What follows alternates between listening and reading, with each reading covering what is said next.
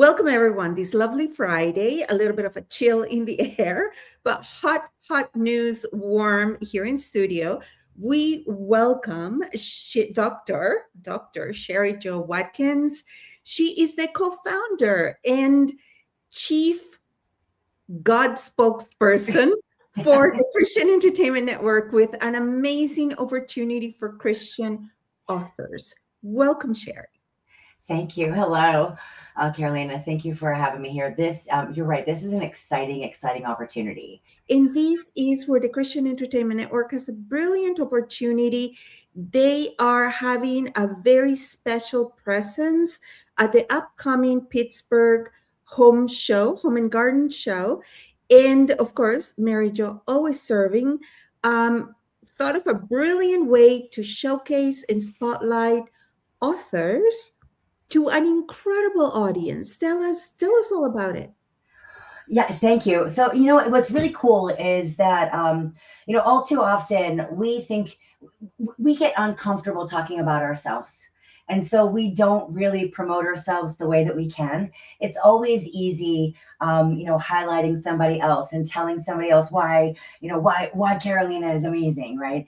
Rather than speaking of myself. And so that's something that we decided we were going to do. We started a coffee company, which is a give back type organization. It's Bold Brave Brew, and we were going to be there. And I thought, if we're going to be there, why not utilize this as a way to elevate and lift authors at the same time? Because the Christian Entertainment Network really is all about elevating Christian voices everywhere. And so at this event, there are going to be more than 300,000 people that come through. We're anticipating that these authors are going to be able to have direct connection with over 100,000 of those folks. These are families, these are businesses, these are individuals that these authors' messages speak directly to.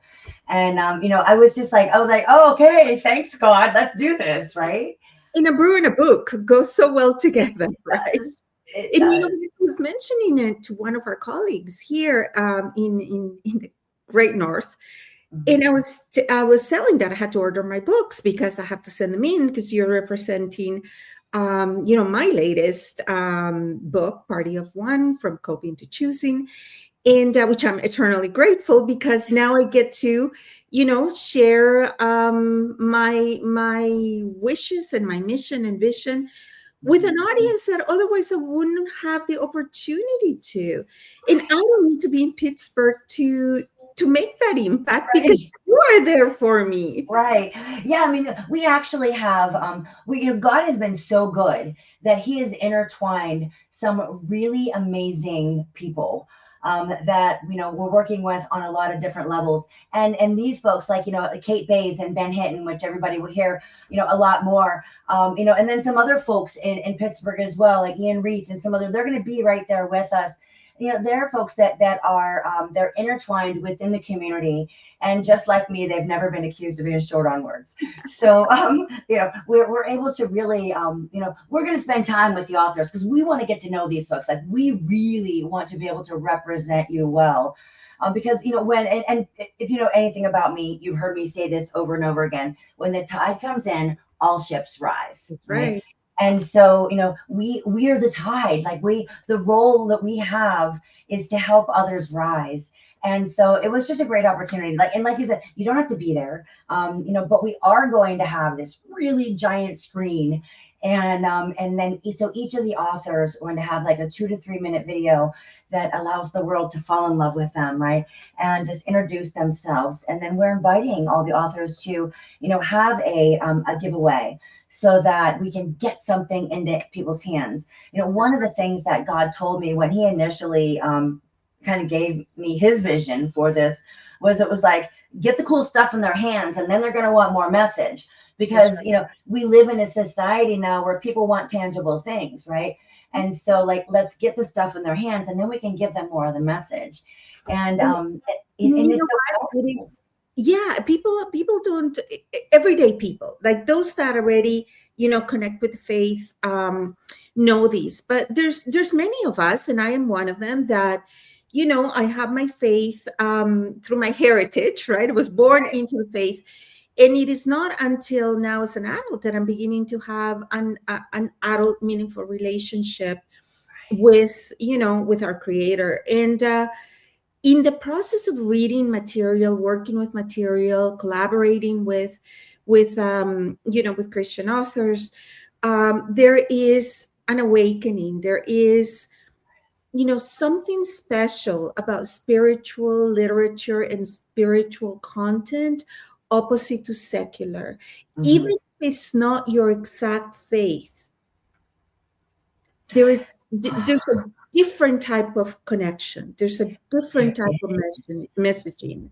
Oh, there is. You know, and I can tell you that I am a very good example of that, right? Because well, first of all, you know, I am a non-denominational. I'm the person, like, I do not believe in religion. I believe in the word of God. It's either all true or none of it's true, and none of it's true. We're all screwed. I love Jesus, you know, and you know, and that's just the way it's going to be. You know, it's all true. But also, you know, because I didn't grow up with any type of religion or any type of practice, Wow. Okay. so many of them just seem strange to me, right? Yeah. Like they've just seemed like that doesn't make any sense, you know. And I know my you know my best friend Kate, she is you know, and one of our partners, right? She's Catholic, and you're Catholic, but I've never really understood certain pieces. Like I could never understand, like, why are you praying to Mary? Like why? Like what's the Mary piece, you know? And There's until I still fully areas that I don't understand to this well, you day. know what? But I'm Girl. trying. I am making a conscious effort Yeah. to really understand it, right? Well, see, the thing of it is we make judgments and we just don't do things until we get to understand. And it's with these everyday stories and the everyday relationships with regular people who are doing the things, that's where the magic happens. Walking the talk is a complete different, you know, it's a complete different way to serve when you're walking the talk. But I want to go back to the opportunity, because you initially opened up to 40 authors. There are 15 segments left, which is why we're here, to invite anybody who's interested in getting more information, in finding out how does it work. And there's only 15 spots left. Right. And you're putting in this incredible formula where people send in their 50 books. You're going to be selling them. Right. They're going to be available for sale at your booth. And all the proceeds from the sale of the book go back to the author.